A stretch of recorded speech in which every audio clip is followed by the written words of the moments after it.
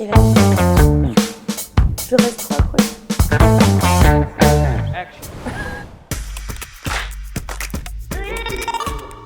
Bonjour, je m'appelle Estelle et je suis Product Manager chez Hello Pomelo, un des leaders du Delivery Tech pour les ETI françaises. Notre métier, c'est d'accompagner les services IT des ETI dans leur transformation. D'ailleurs, j'ai remarqué que les enjeux des ETI sont souvent les mêmes. Le respect du budget, des délais et la définition du périmètre applicatif. Et trop souvent, on a affaire à des roadmaps qui ne prennent pas en compte un des éléments de ce triptyque.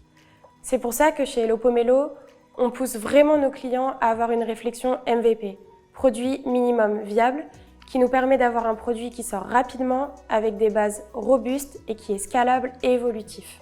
Par exemple, nous accompagnons Enovos, qui est un acteur majeur de la distribution d'énergie. Pour moi, cette transformation est un exemple de réussite. D'abord, ils ont établi une roadmap sur 3 ans qui leur a permis d'aller d'un MVP à des applicatifs de plus en plus matures et puissants pour leurs clients. Les clés de la réussite de cette logique MVP, c'est de toujours prioriser son produit, de mettre la data au centre de la réflexion et d'avoir une approche pragmatique. D'ailleurs, je pense qu'il faut de plus en plus mettre en place une logique de Digital Factory au sein de votre ETI afin de concrétiser les innovations.